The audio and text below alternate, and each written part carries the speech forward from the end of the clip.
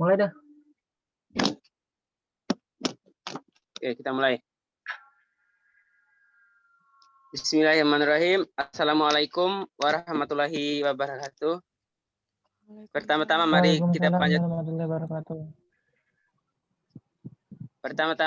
kita panjatkan puja dan puji syukur kita atas kehadirat Tuhan Yang Maha Esa yang telah melimpah ruahkan rahmat dan hidayahnya kepada kita semua. Sehingga alhamdulillah pada kesempatan pagi ini kita bisa berkumpul di dalam Zoom meeting ini guna melakukan presentasi yang akan dilakukan oleh kelompok 8 yang berkaitan dengan materi surat menyurat. Baiklah teman-teman, sebelum kita memasuki pada acaranya, saya akan menyampaikan beberapa peraturan yang mungkin teman-teman bisa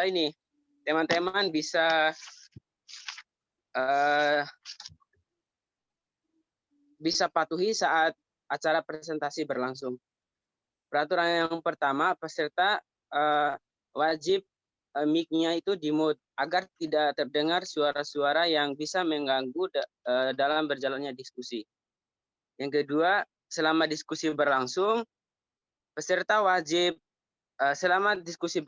peserta dilarang untuk menyanggah dalam bentuk apapun.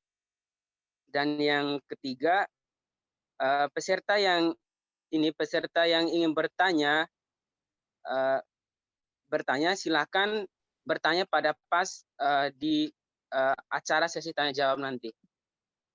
Baik, langsung saja untuk mempersingkat waktu saya akan membacakan susunan acara pada kesempatan pagi ini. Acara yang pertama itu pembukaan sekaligus pengenalan anggota kelompok 8. Acara yang kedua yaitu penyampaian materi. Acara yang ketiga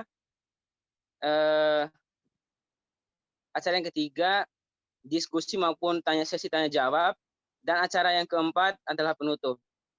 Baik, mari sama-sama kita masuk ke acara yang pertama yaitu pembukaan. Mari kita sama-sama membuka acara ini dengan sama-sama membaca basmalah. Bismillahirrahmanirrahim. Dan untuk anggota kelompok 8 yang pertama Ferry Fadli, saya sendiri sebagai moderator. Yang kedua Abdul Aziz, yang ketiga Arba'in, yang keempat Bambang Setiawan, yang kelima Nur Katasya, yang keenam Nurlia Sucia Putri, yang ketujuh Selsi, dan yang keenam yang terakhir Siti Fatimah Salsabita. Baiklah teman-teman, untuk mempersingkat waktu saya langsung saja mempersilahkan ke pemateri pertama yaitu Saudari Selsi untuk menyampaikan materinya. Pada Saudari Selsi, waktu dan kesempatan saya persilakan. Ya, terima kasih moderator. Di sini saya akan menjelaskan pengertian surat, fungsi surat, dan tujuan surat. Yang pertama, pengertian surat. Surat adalah suatu sarana komunikasi tertulis untuk menyampaikan informasi, pernyataan, atau pesan kepada pihak lain yang mempunyai keperluan kegiatan dengan bentuk tertentu. Dengan demikian, surat membawa informasi, pernyataan, atau pesan yang diharapkan informasi itu akan tersampaikan kepada pihak yang dituju oleh penulis surat.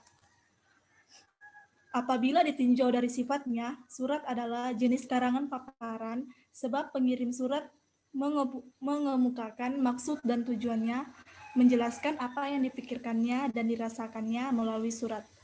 Berbeda halnya jika ditinjau dari wujud penuturannya, surat merupakan percakapan tertulis dari seseorang kepada seseorang lainnya, dari seseorang kepada lembaga, dari lembaga kepada seseorang, atau dari lembaga ke lembaga lainnya.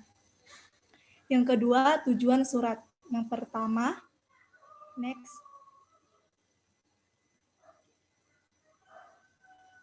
Yang pertama, menyampaikan informasi. Yang kedua, menyampaikan maksud dan tujuan sesuai dengan isi hati penulis. Yang ketiga, mendapatkan tanggapan dari pembaca surat tentang isi surat. Yang ketiga, fungsi surat. Next. Yang pertama, sebagai alat penghubung secara tertulis. Yang kedua, sebagai bukti hitam di atas putih yang mempunyai kekuatan hukum. 3. Sebagai alat pengingat bila sewaktu-waktu dibutuhkan seperti arsip. Yang keempat, sebagai bukti sejarah untuk bahan riset. Yang kelima, sebagai bahan dokumentasi. Yang keenam, sebagai duta atau wakil dari seseorang atau instansi. Yang ketujuh, sebagai jaminan keamanan dalam melakukan aktivitas. Yang kedelapan, sebagai barometer maju mundurnya suatu kantor. Dan yang kesembilan, sebagai media dalam berkomunikasi. Terima kasih. Materi selanjutnya akan dilanjutkan oleh teman saya. Baik, terima kasih kepada Saudari Selsi atas penyampaian materinya. Untuk materi selanjutnya saya persilakan kepada Saudara Muhammad Nurkate Syarahman untuk menyampaikan materi. Pada saudara dipersilakan.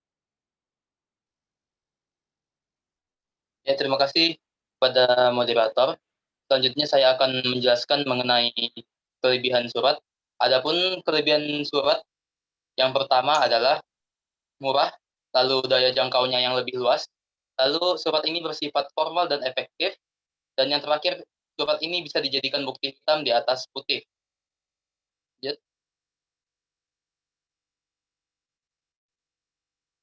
Nah, adapun syarat surat yang baik, jadi surat yang baik ini harus memenuhi syarat penyusunan. Syarat penyusunannya ini yaitu, yang pertama, surat harus disusun dengan teknik penyusunan surat yang benar.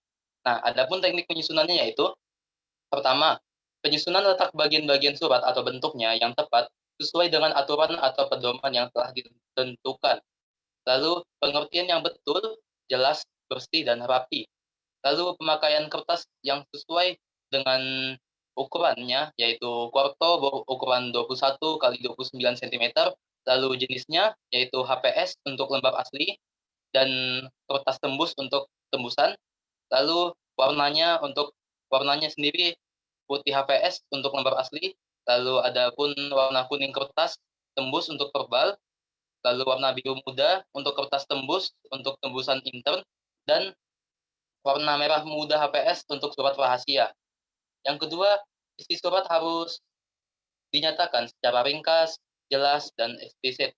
Nah, hal ini menguntungkan kedua pihak. Kenapa? Karena penerima ini dapat memahami isinya dengan tepat dan tidak ragu-ragu, dan pengirim memperoleh jawaban secara cepat apa yang dikehendakinya. Lalu yang ketiga, bahasa yang digunakan haruslah bahasa yang benar atau baku, sesuai dengan kaidah bahasa Indonesia, baik tentang ejaan, pemilihan kata, bentuk kata, maupun kalimatnya. Selain itu, bahasa surat haruslah efektif. Next.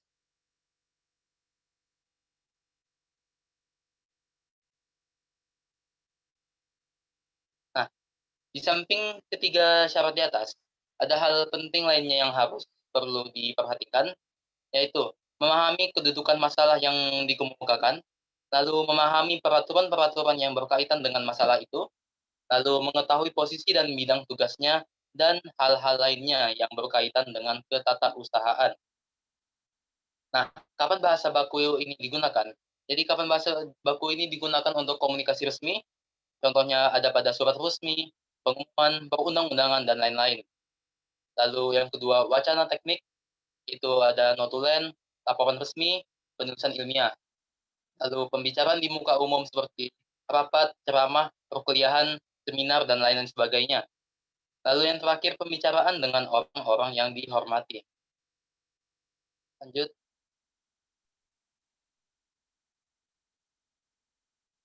Nah, adapun ciri-ciri dari bahasa baku ini, yang pertama adalah tidak tercampur dari bahasa daerah atau asing. Nah, contohnya bahasa bakunya yaitu saya mengapa bertemu bandara, dan tidak bakunya itu seperti airport itu yang tercampur dari bahasa asing. Terus dua, atau kenapa yang tercampur dari bahasa daerah. Lalu yang kedua ada pemakaian imbuhan secara konsisten dan eksplisit. Contohnya bekerja, menulis, membalas, dan contoh yang kata tidak bakunya yaitu kerja, tulis, dan baca.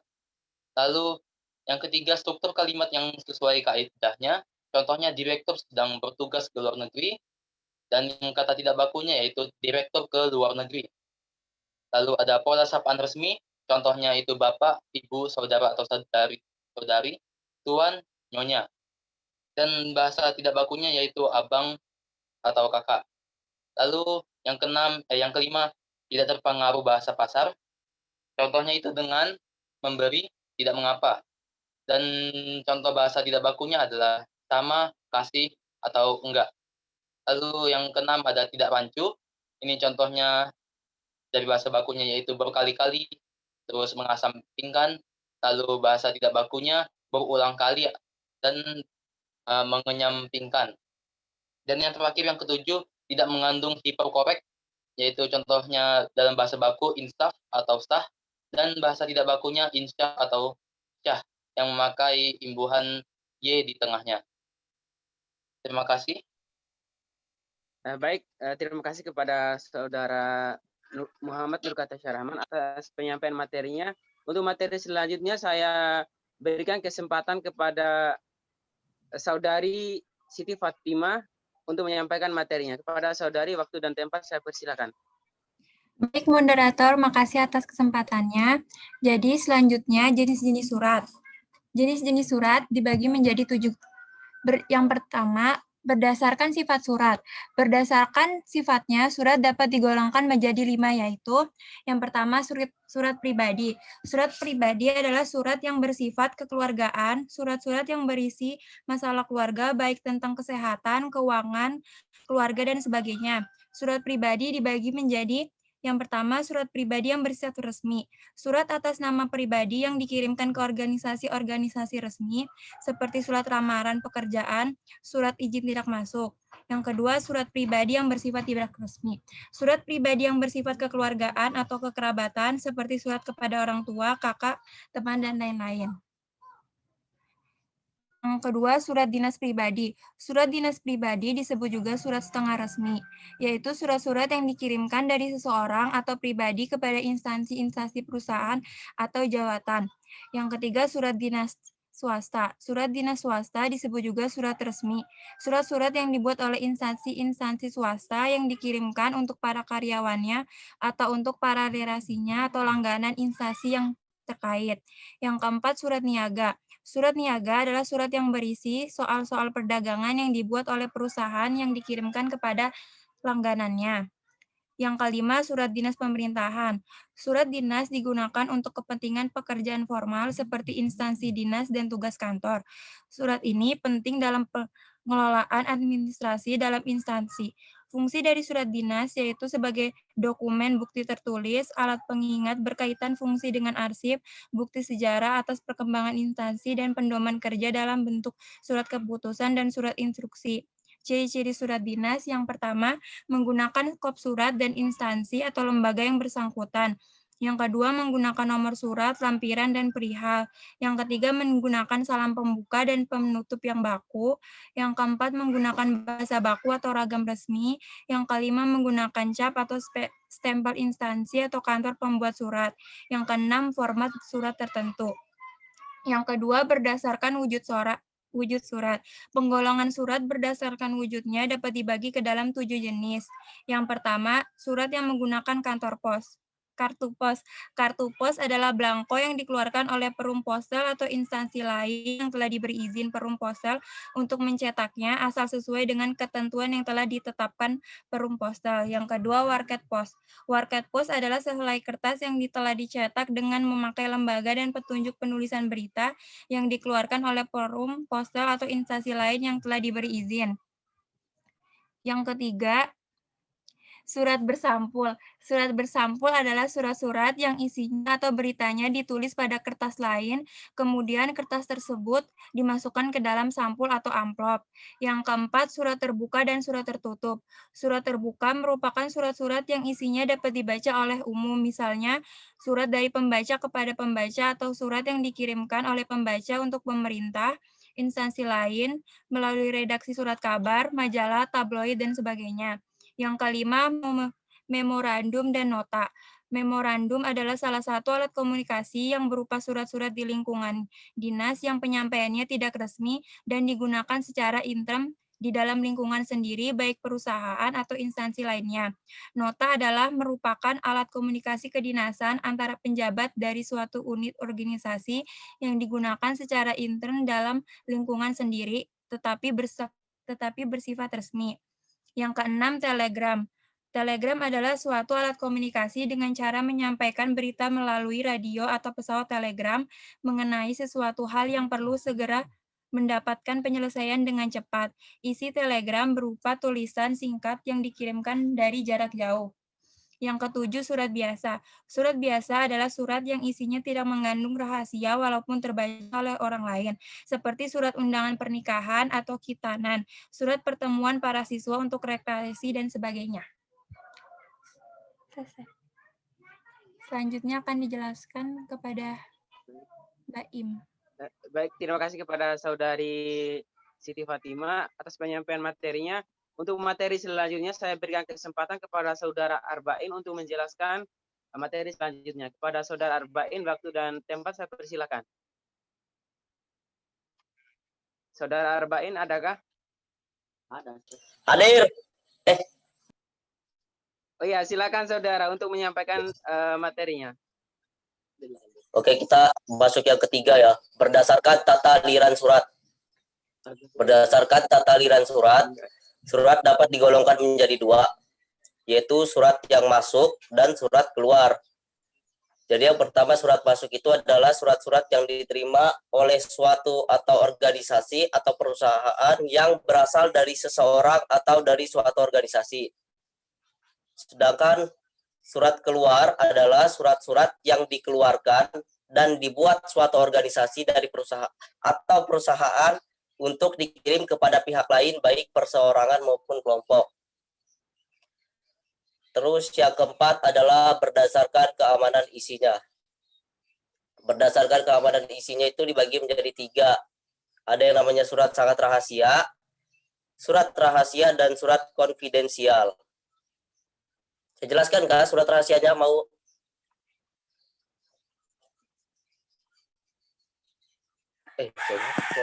Dengar nggak suaraku?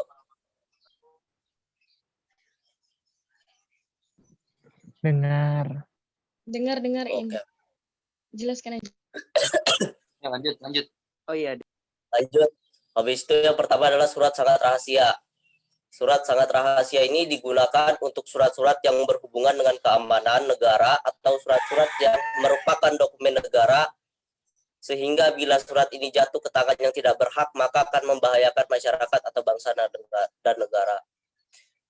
Yang kedua adalah surat sangat rahasia atau surat rahasia. Surat rahasia, yang tadi surat sangat rahasia. Kebalik. Surat rahasia ini adalah surat yang isinya harus dirahasiakan, tidak boleh dibaca oleh orang lain, karena bila jatuh ke tangan orang yang tidak berhak akan merugikan perusahaan atau instansi tersebut. Surat sangat rahasia ini contohnya seperti surat dokumen ini ya, ujian nasional yang ada di SD itu kan belum bisa dibuka sebelum tanggal ujian itu dimulai. Itu seperti itu adalah contoh surat rahasianya.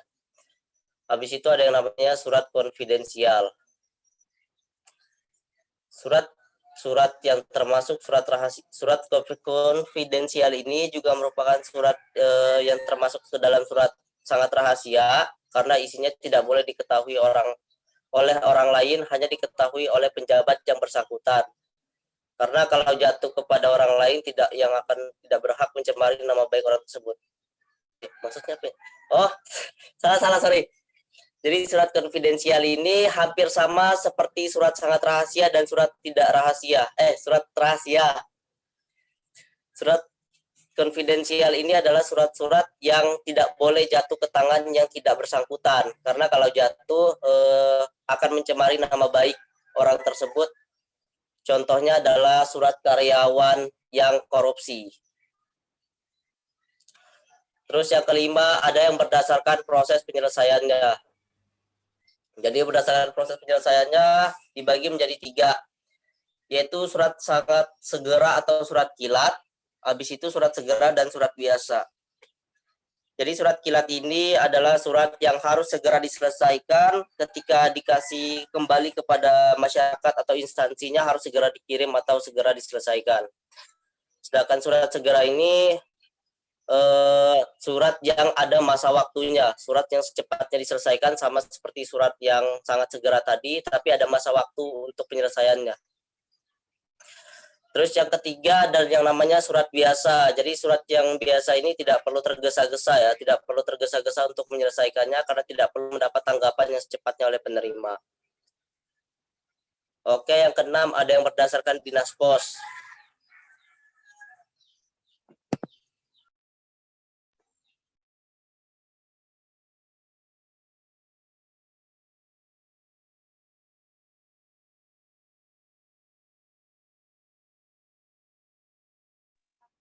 Gimana saudara Arba'in? Jaringan kah? Iya, mungkin jaringannya Arba'in ada kendala sedikit. Kita keluar tadi. Jadi Ya. itu tadi sudah kelima. Jadi yang keenam siapa lagi? Oke, saya kembalikan kepada moderator ya.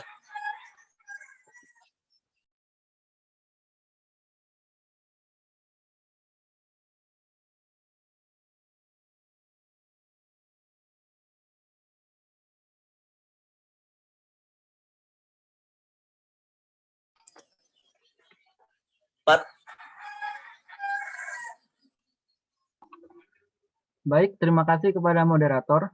Jadi kali ini saya akan membahas mengenai jenis surat berdasarkan dinas pos dan juga cara pengirimannya. Jadi surat berdasarkan dinas pos ini adalah surat-surat yang dikirimkan melalui kartu pos dan dikenakan biaya sesuai dengan peraturan dinas pos. Nah, surat berdasarkan dinas pos ini dapat digolongkan menjadi 4 jenis. Jadi yang pertama itu ada surat biasa, yang kedua ada surat kilat, yang ketiga ada surat kilat khusus, dan yang terakhir ada surat tercatat. Yang pertama ada surat biasa. Nah, jadi surat ini adalah surat yang dibuat oleh seseorang yang mana isinya itu tidak terlalu penting karena pada dasarnya surat ini tidak perlu mendapatkan tanggapan yang cepat dari pihak penerima. Untuk biaya pengirimannya, surat ini dapat dibilang yang paling murah dan dari besaran biaya tersebut mempengaruhi waktu pengiriman surat tersebut. Contoh untuk surat biasa ini seperti surat ucapan selamat hari raya, selamat ulang tahun, kemudian selamat tahun baru, surat mengenai persahabatan, perkenalan, dan lain sebagainya. Kemudian ada surat kilat. Surat kilat adalah surat yang dengan cepat ditangani oleh pihak dinas pos karena surat ini membutuhkan penyelesaian yang secepat mungkin dari pihak penerima. Untuk biaya pengirimannya, surat kilat ini pastinya lebih mahal dari surat biasa. Dan untuk waktu yang dibutuhkan untuk pengirimannya itu sekitar kurang lebih 24 jam hingga sampai ke pihak penerima. Kemudian yang ketiga ada surat kilat khusus. Untuk surat kilat khusus, jadi surat ini adalah surat-surat yang dibuat oleh seseorang yang mana isinya itu sangat penting dan harus segera ditangani supaya mendapatkan tanggapan serta penyelesaian yang cepat dari pihak penerima. Nah, untuk surat jenis ini, pihak kantor pos itu sudah menjamin untuk sampainya surat ini kepada pihak penerima. Waktu yang dibutuhkan untuk sampainya itu sekitar 1 kali 24 jam. Kemudian ada surat tercatat. Untuk surat tercatat itu kurang lebih sama dengan surat kilat khusus, namun bedanya pada pengirimannya surat tercatat ini dia itu selalu dipantau dan dimonitori oleh pihak dinas pos. Jadi surat tercatat ini keamanannya itu sudah dijaga dengan baik oleh pihak kantor pos. Kemudian kita masuk ke jenis surat berdasarkan cara pengirimannya. Untuk yang pertama itu ada surat pos. Nah, surat yang dikirimkan dengan surat pos ini, dia itu dikirimkan melalui jasa pos atau pengiriman lainnya. Untuk pengirimannya, surat pos ini dikenakan biaya dan besaran dari biaya tersebut mempengaruhi waktu yang diperlukan agar surat tersebut dapat sampai kepada pihak penerima. Kemudian yang kedua ada cara pengiriman dengan telegram. Jadi surat yang dikirimkan dengan telegram ini adalah surat yang dikirimkan dari jarak jauh dengan menggunakan pesawat telegram atau telex. Jadi telegram ini berisi kode-kode tertentu yang dikirimkan lewat telegraf. Nah, alat telegraf ini bisa menjangkau daerah-daerah baik di dalam negeri maupun di luar negeri karena alat ini menggunakan kabel bawah laut. Nah, kabel bawah laut inilah yang menghubungkan satu lokasi dengan lokasi yang lain sehingga surat dapat dikirimkan. Kemudian yang ketiga ada faksimil. Jadi pengiriman surat dengan alat faksimil ini surat yang dikirimkan ini menggunakan mesin faksimil. Jadi mesin fax itu adalah peralatan komunikasi yang digunakan untuk mengirimkan dokumen dengan menggunakan suatu perangkat yang mampu beroperasi melalui jaringan telepon dengan hasil yang serupa dengan aslinya. Kemudian yang terakhir itu ada cara pengiriman dengan menggunakan email. Jadi email ini adalah surat yang dikirimkan melalui jaringan komputer, katakanlah jaringan internet. Untuk pengirimannya, yang dibutuhkan itu kita cukup membutuhkan laptop, komputer, ataupun smartphone. Kemudian kita membutuhkan akun email dan juga jaringan internet yang memadai. Dengan tiga komponen itu saja, kita sudah dapat mengirimkan surat ataupun berkas file lainnya. Saya rasa email ini sudah familiar pada kita semua ya, karena di zaman yang sekarang ini, apalagi di masa pandemik, kegunaan dari email ini sangat besar perannya. Bisa digunakan untuk mengirimkan tugas perkuliahan. Jadi seperti itu saja untuk penjelasan materi di bagian ini. Untuk bagian yang selanjutnya akan dijelaskan oleh rekan saya. Kepada moderator. Baik, saya ambil alih. Terima kasih kepada Saudara Bambang atas penyampaian materinya. Untuk materi selanjutnya saya berikan kesempatan kepada Saudara Tuan Muda Abdul untuk melanjutkan materi dari Saudara Bambang. Kepada Saudara Abdul dipersilakan.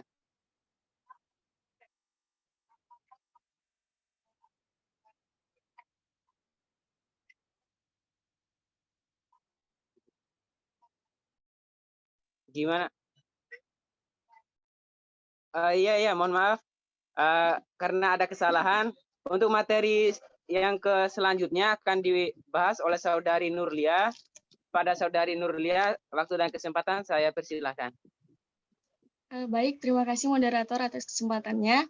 Jadi di sini saya ingin menjelaskan bagian-bagian surat. Seperti yang teman-teman udah lihat di PPT, di situ ada 11 bagian-bagian dari surat. Yang pertama itu meliputi kepala surat.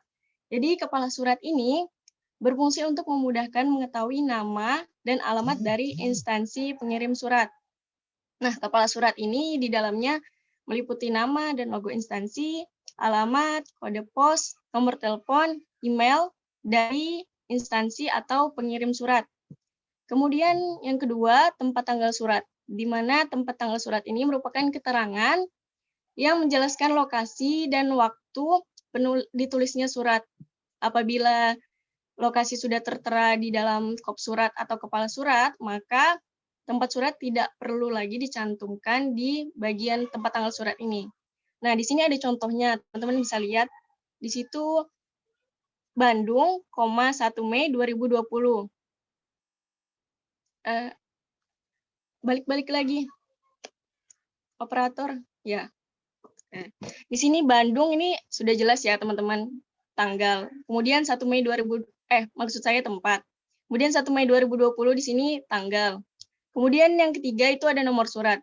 Setiap surat resmi yang ingin diterbitkan oleh instansi, maka menggunakan nomor verbal atau yang kita kenal nomor urut. Nah, nomor urut ini berfungsi untuk memudahkan pada saat proses pengarsipan. Bila mana surat ini dibutuhkan sewaktu-waktu, maka memudahkan petugas kearsipan untuk menemukan surat tersebut. Kemudian juga memudahkan petugas kearsipan untuk menggolongkan jenis suratnya. Kemudian untuk mengetahui jumlah surat yang dikeluarkan dalam periode tertentu. Nah, nomor surat ini meliputi nomor urut penulisan surat, kode surat, dan angka tahun. Di mana setiap bagian ini dipisahkan oleh tanda garis miring atau slash. Kemudian yang keempat itu lampiran dan hal.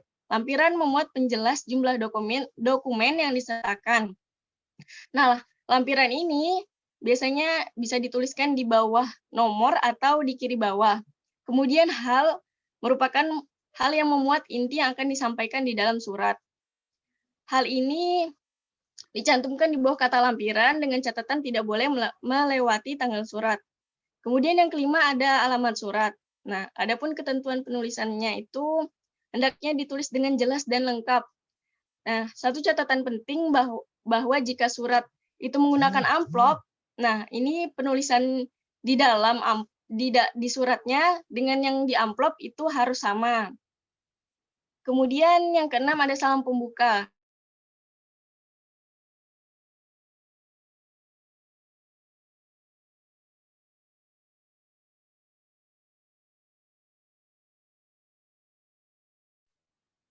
Ya, mohon maaf teman-teman, mungkin ada sedikit kendala. Kan surat resmi. Untuk surat resmi, apakah suara saya terdengar? Terdengar. Nah, perlu diperhatikan di sini teman-teman, untuk surat resmi lazimnya tidak menggunakan salam pembuka. Lanjut, next.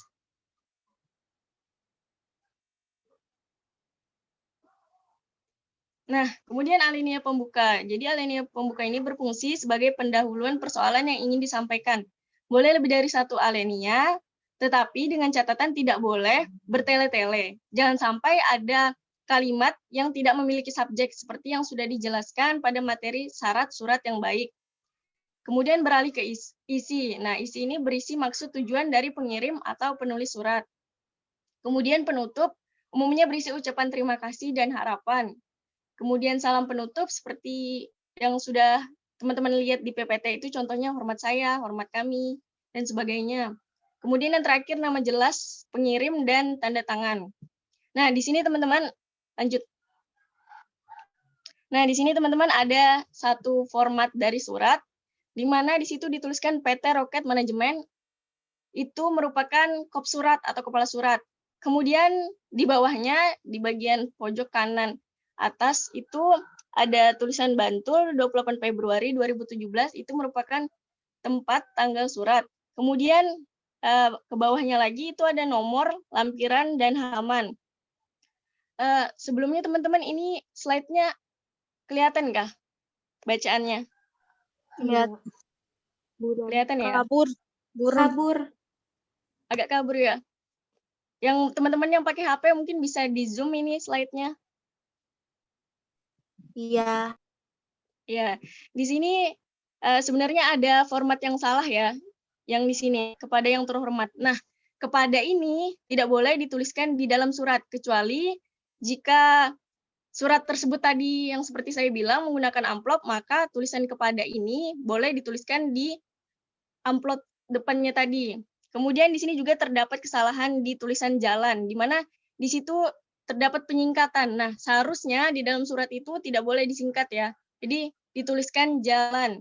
Kemudian juga di lampiran ini tertulis angka 1. Sebenarnya angka yang memiliki satu kosakata itu tidak boleh dilambangkan dengan angka, tetapi harus dituliskan penyebutannya. Misalkan 1 jadi 1.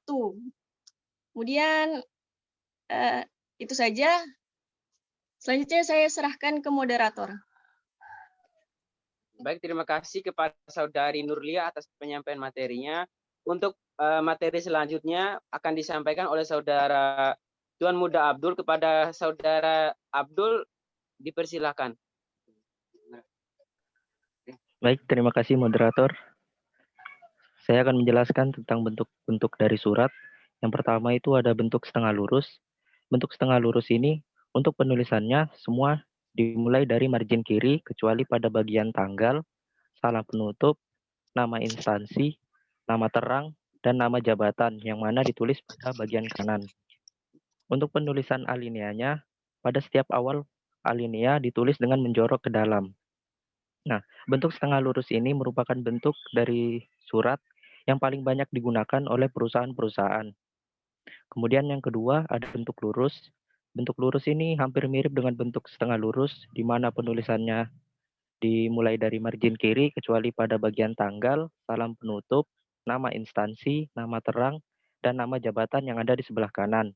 Nah, yang membedakan antara bentuk setengah lurus dengan bentuk lurus itu ada pada alineanya, di mana dalam bentuk setengah lurus, pada awal alinea ditulis dengan menjorok ke dalam, namun pada bentuk lurus ditulis dengan rata kiri.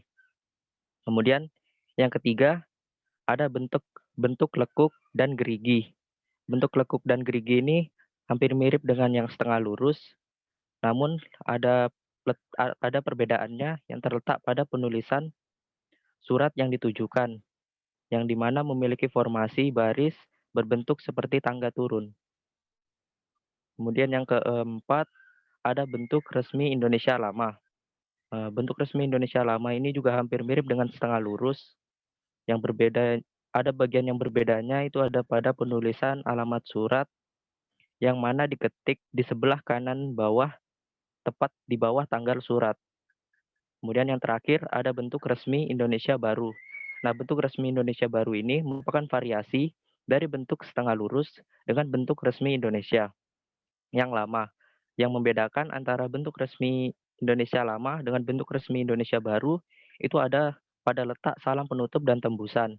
Yang dimana pada bentuk resmi Indonesia lama, salam penutup ada di sebelah kanan dan tembusan ada di sebelah kiri. Nah, pada bentuk resmi Indonesia baru, keduanya ada di sebelah kanan. Mungkin sekian yang dapat saya sampaikan. Untuk selanjutnya saya kembalikan ke moderator. Baik, saya ambil alih kembali. Baiklah teman-teman audiens, itulah penyampaian materi dari kelompok 8. Sekarang kita masuk ke acara keempat, yaitu acara sesi tanya jawab.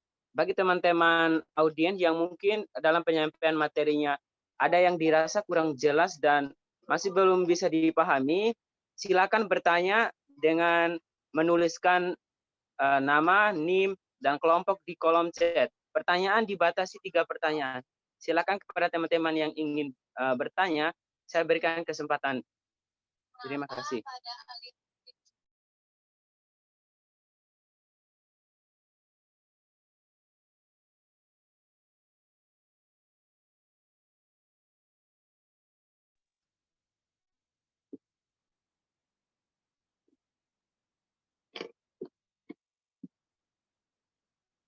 Baik, sudah ada 1 orang yang bertanya.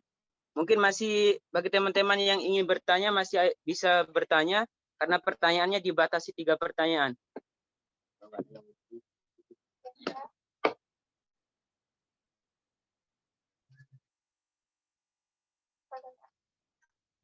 Kita tunggu dulu ya.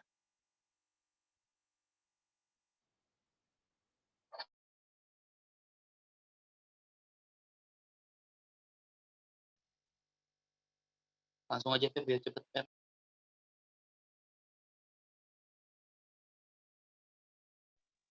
Baik, untuk pertanyaan pertama, saya berikan kesempatan kepada Saudari Raudatul Jannah untuk menyampaikan. Kenapa?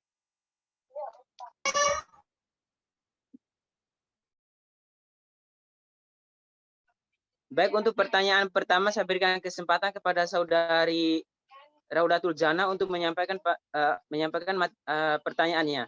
Kepada Saudari, saya persilakan. Assalamualaikum warahmatullahi wabarakatuh. Terima kasih kepada Waalaikumsalam. moderator. Apakah suara saya terdengar? Ya, terdengar jelas. Dari yang dijelaskan mengenai ciri-ciri dari surat dinas. Nah, yang disebutkan tadi itu apakah semua wajib ada dalam surat tersebut? Atau boleh ada beberapa bagian yang ditiadakan? Jika memang ada bagian yang boleh ditiadakan, bagian apa? Bagian apa? Ya, bagian apa? Seperti itu. Terima kasih. Mohon maaf kepada Saudari Raudatul Jannah untuk mengulang pertanyaannya. Dari Soalnya dijelaskan kecepatan. mengenai mohon maaf.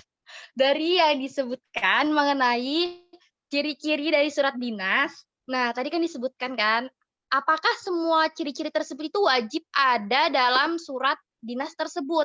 Atau boleh ada beberapa bagian yang ditiadakan? Jika memang ada beberapa bagian yang ditiadakan ini, bagian apa? Terima kasih. Baik, terima kasih kepada Saudari Raudatul Jannah atas pertanyaannya. Iya. Baik, saya berikan Tidak ada lagi yang mau bertanya kah? Kepada teman-teman yang lain?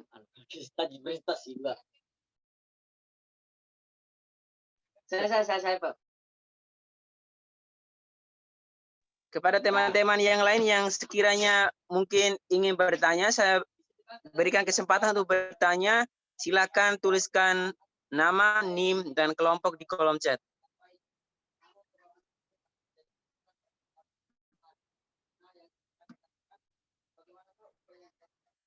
Baik, untuk pertanyaan yang kedua, saya persilakan kepada Saudara Fiden dari kelompok 5 untuk menyampaikan pertanyaannya. Kepada saudara, saya persilakan. Baik, terima kasih Saudara Ferry. Di sini saya cuma bertanya, itu kan ada kelebihan surat ya. Dikatakan murah, daya jangkau lebih luas. Bukankah kalau misalnya murah itu kan butuh biaya pengiriman toh? Nah, terus kalau daya jangkau lebih luas, bukankah surat itu bisa tercecer gitu kan? Nah, bisa nggak lebih, dan juga dikatakan lebih efektif gitu, lebih formal ya, formal ya. Cuma kalau efektif ya bisa saja kan rusak dokumennya. Nah, itu bisa dikatakan tidak efektif gitu. Yang kedua, apa sih maksudnya bukti di atas hitam gitu? Sekian. Oh iya, mohon ulang yang keduanya.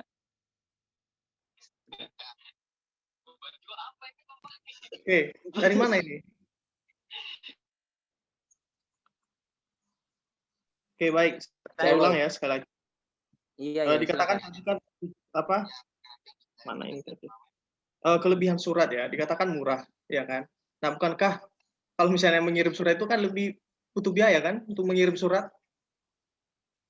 Ya, se-Indonesia aja kan bisa butuh biaya berapa itu. Nah, apalagi kalau misalnya di luar negeri kan. Nah, terus yang kedua, daya jangkau lebih luas. Bukankah surat itu bisa rusak? Ya kan? Terus bersifat formal ya. Efektif kan seperti yang bilang tadi, kalau misalnya rusak kan nggak efektif loh. Bisa rusak dokumennya, surat-suratnya. Jadi ya apa informasi nggak bisa tersampaikan gitu dalam surat tersebut. Jadi tidak efektif menurut saya. Tapi kalau misalnya memang kelompok yang mempresentasikan setuju untuk efektif, silakan dijelaskan. Yang ketiga itu bisa dijadikan bukti hitam di atas putih. Bisa nggak dijelaskan maksudnya kelebihan tersebut? Sekian. Baik, terima kasih kepada Saudara Fiden atas pertanyaannya. Baik, untuk pertanyaan selanjutnya. Oh iya, belum ada yang mau bertanya. Silakan teman-teman yang ingin bertanya, mungkin sekiranya ada pertanyaan yang ingin disampaikan, silakan bertanya. Masih boleh bertanya, Kak?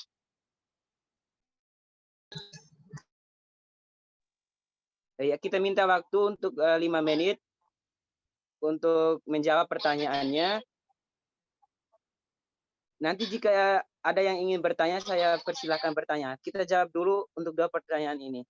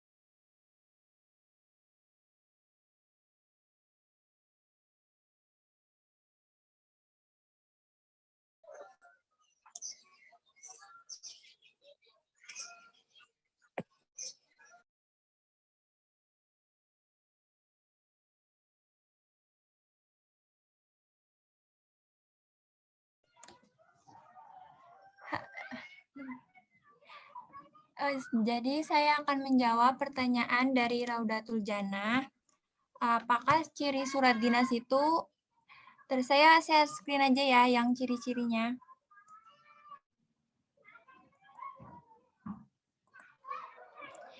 Kelihatan nggak share screen-nya? Kelihatan.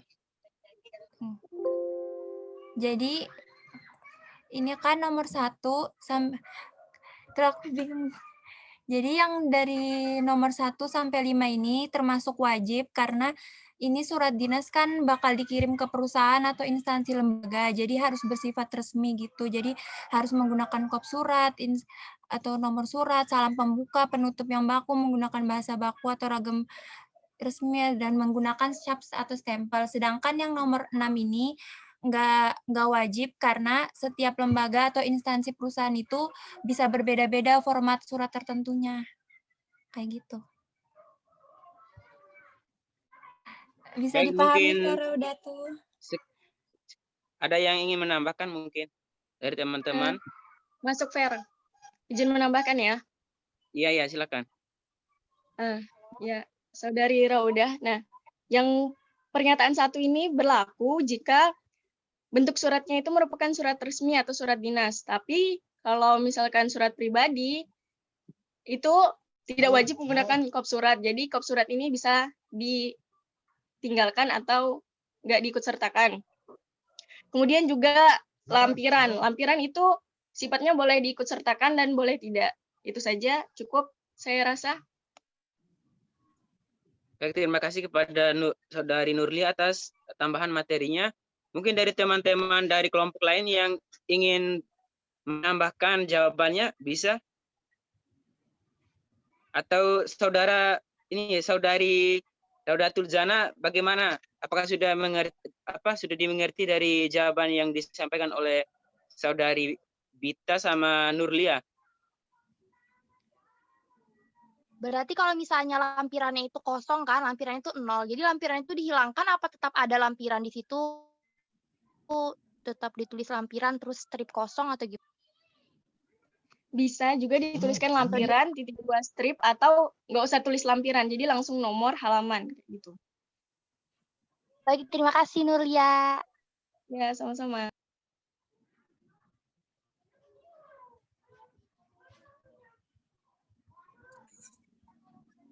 Sebentar. Saya mau bukan menambahkan, cuman memperjelas materi yang saya sampaikan tadi. Kedengaran nggak suara saya?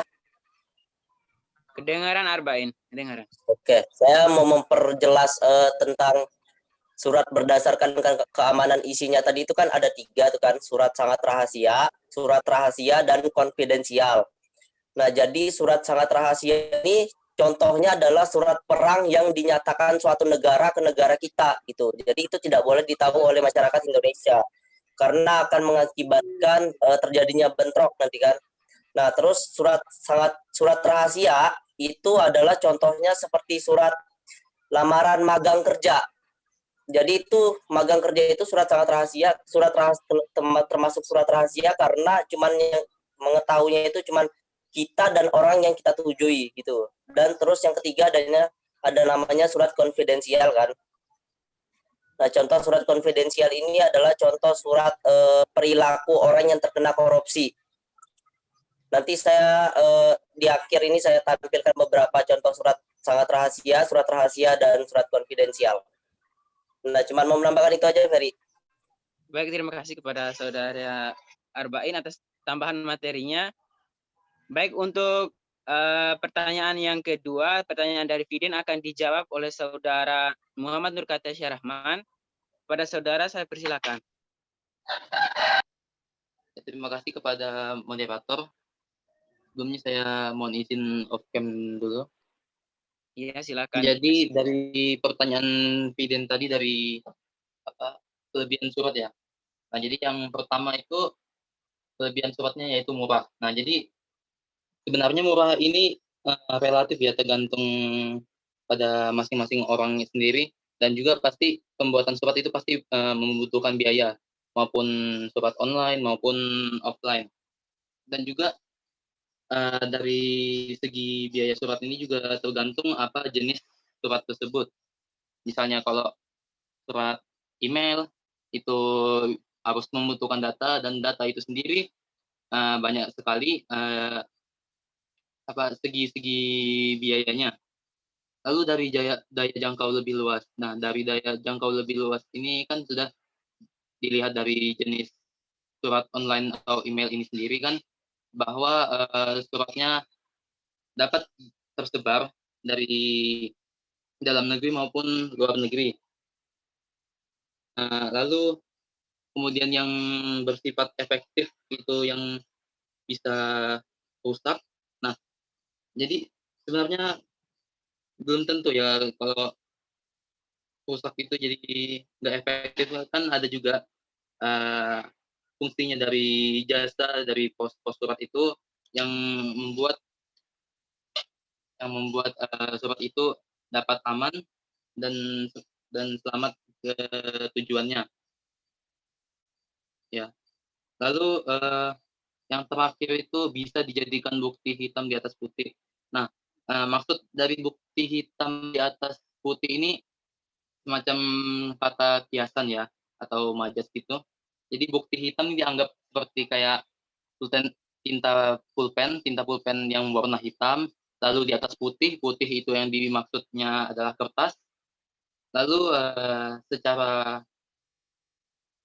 pengertiannya, bukti hitam di atas putih ini yaitu suatu perjanjian antara kedua belah pihak yang dituangkan menjadi tulisan di atas kertas. Nah, jadi dalam suatu perjanjian ini tidak hanya terjadi dalam lisan saja, namun juga apabila dibutuhkan sebuah perjanjian dalam bentuk buktinya, diperlukannya bukti hitam di atas putihnya ataupun dengan kata lain surat.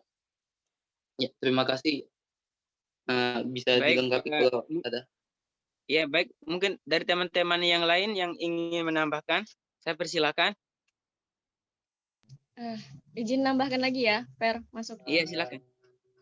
Nah, kalau tadi dikatakan surat itu tidak efektif karena mudah rusak atau sebagainya, kan di sini apalagi terlebih ya surat resmi itu ada yang namanya proses kearsipan. Nah, ada yang namanya petugas kearsipan. Jadi sebenarnya kalau dikatakan mudah rusak, ini menurut saya suatu kemungkinan kecil karena dalam suatu instansi pasti surat-surat yang masuk maupun keluar itu sudah pasti diarsipkan.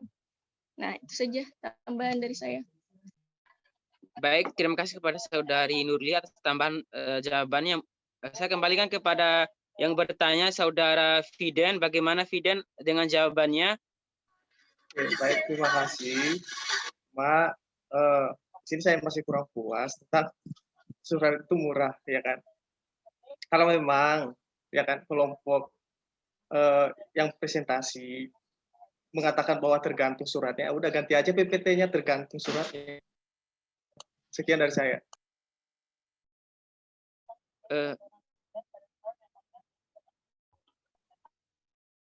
Maksudnya gimana, Fiden? Kan kata kelompok presentasi, surat itu kan murah, bukan murah, tetapi tergantung pada biaya pengiriman surat. Yang penting butuh biaya. Nah, seperti yang dikatakan oleh saudara Nurkatesia bahwa tidak murah dan juga tidak mahal, ya kan.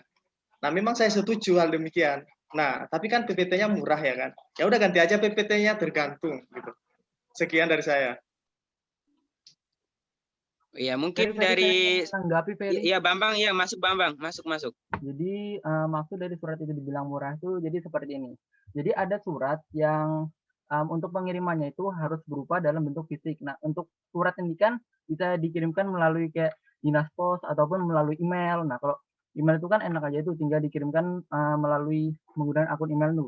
Nah, untuk surat yang dikirimkan dengan berupa harus ada bentuk fisik. Nah, misalkan kita ada di daerah Samarinda nih.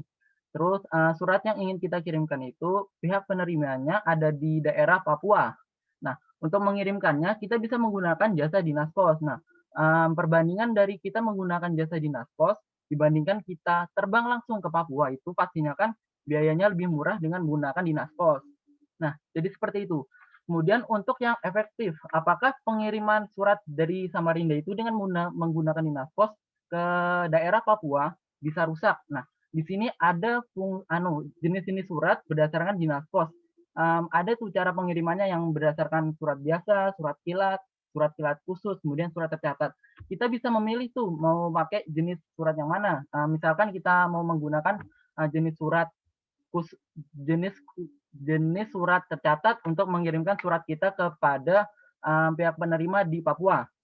Nah, untuk surat menggunakan surat tercatat ini, keselamatan dari surat tersebut sudah dapat dijamin oleh pihak Dinas Pos karena dalam pengirimannya surat tersebut dipantau oleh pihak Dinas Pos. Jadi kenapa dibilang murah? Ya itu karena dengan menggunakan jasa Dinas Pos kita hanya cukup membayarkan biaya kepada Dinas Pos tersebut. Tidak perlu kita mungkin terbang langsung ke Papua membeli biaya tiket ataupun biaya inap di sana atau apapun itulah. Jadi kenapa dibilang murah ya seperti itu. Kita cukup menggunakan jasa Dinas Pos untuk mengirimkan surat tersebut.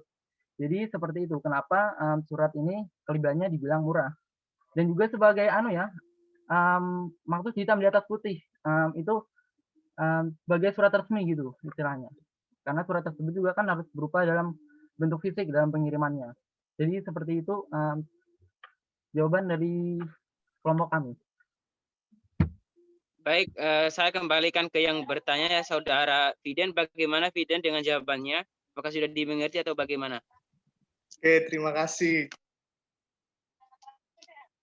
Kenapa kita gimana Fiden? Kalau memang masih ada yang dibingungkan, silakan boleh bertanya. menambahkan? Ya silakan. Maaf ya saya. Cukup. Untuk Fiden ini tambahan sedikit aja sih buat hitam di atas putih. Hitam di atas putih dalam surat itu bisa dijadikan kayak surat perjanjian atau kontrak. Jadi kita terikat di situ. Intinya sih begitu kalau untuk hitam di atas putih. Itu aja sih moderator.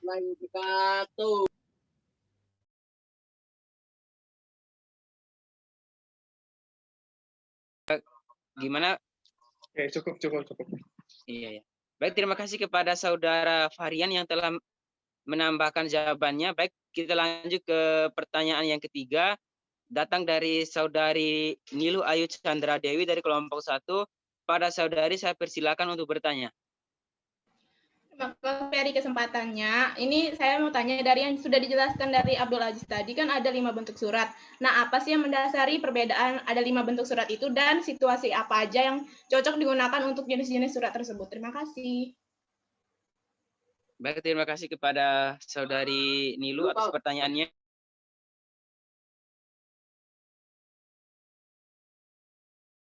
Gimana ke teman-teman pemateri, apakah langsung dijawab?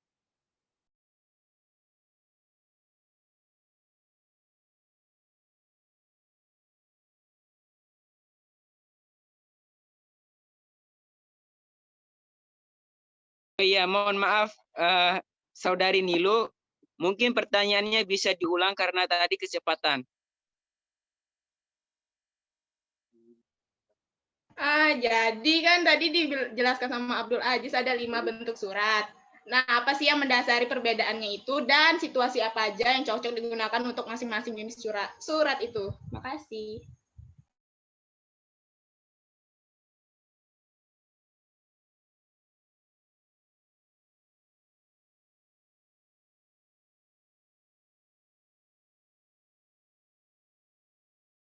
Baik, terima kasih kepada Saudara Nilu atas penyampaian pertanyaannya.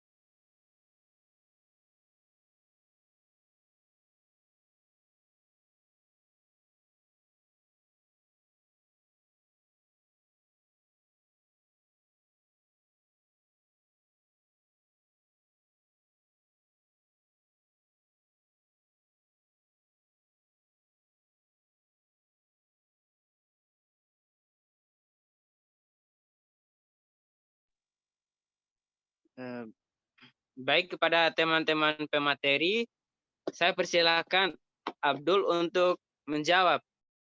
Saudara Abdul, saya persilakan.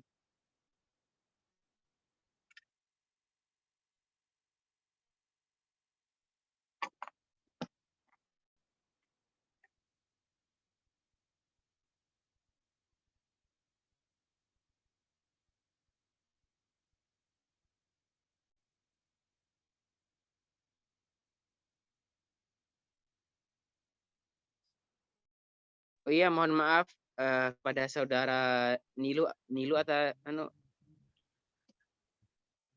saudara Nilu, mungkin Abdulnya ada kendala jaringan sedikit. Sebentar, saya hubungi. Ya mungkin dari teman-teman yang lain, dari kelompok 8 yang teman-teman dari kelompok 8 yang selain Abdul mungkin bisa menjawab.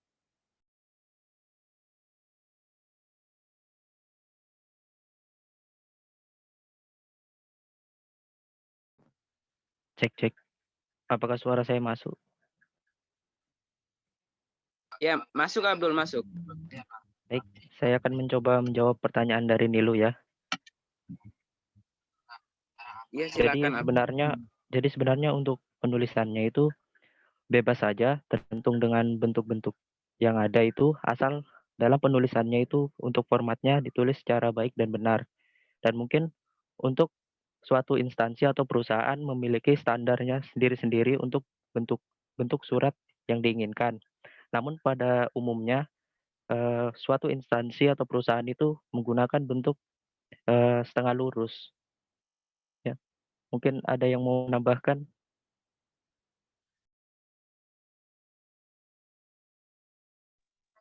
Mungkin teman-teman yang lain dari kelompok 8 ada yang ingin menambahkan?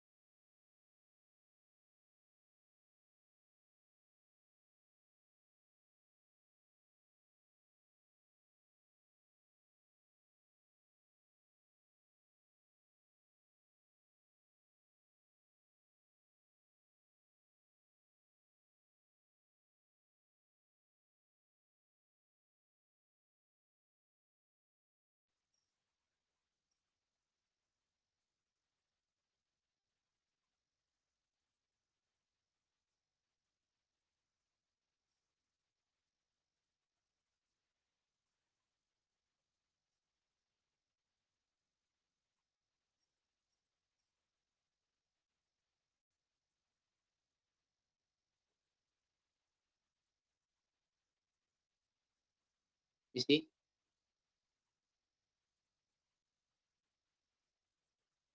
Ya, silakan Saudara Bambang.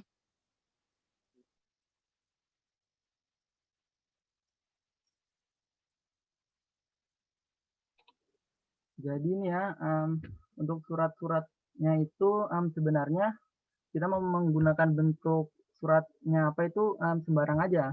Yang penting selama memenuhi penulisan surat yang baik itu sudah bisa kok dituliskan tuh suratnya. Yang penting itu untuk penulisan surat itu kita mau menggunakan bentuk surat yang seperti apa itu bebas saja mau yang seperti apa. Tergantung dari bagaimana style surat pada instansi kalian berada.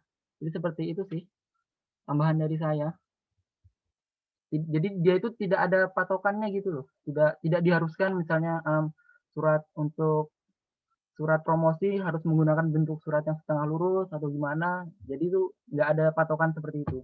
Jadi fleksibel aja. Seperti itu sih tambahan dari saya. Gimana saudara Nilu? Jadi maksudnya bentuk surat di sini tuh apa? Buat apa? Jadi Dituliskan di sini tuh buat apa soal maksudnya? Saya ingin menambahkan sedikit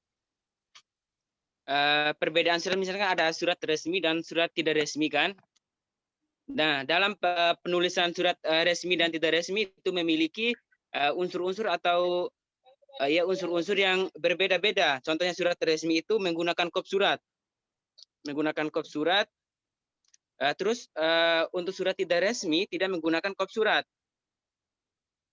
Surat resmi juga dikirim atau diterima oleh instansi atau perusahaan tertentu.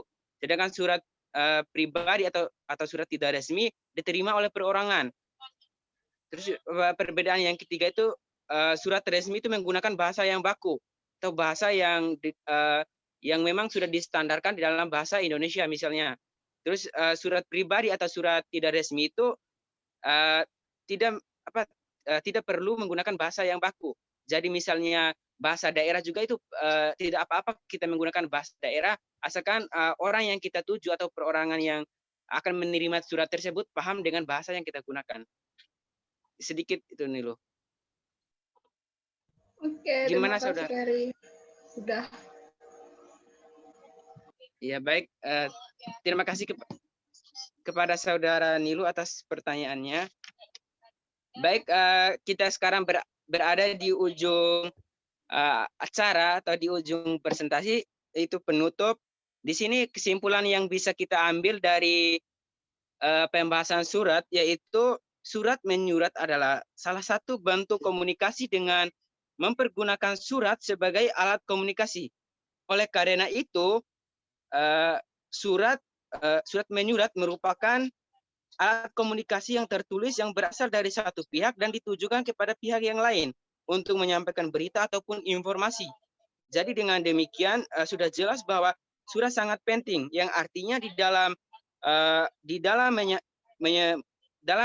membantu memperlancar tujuan organisasi ataupun tujuan dari kegiatan.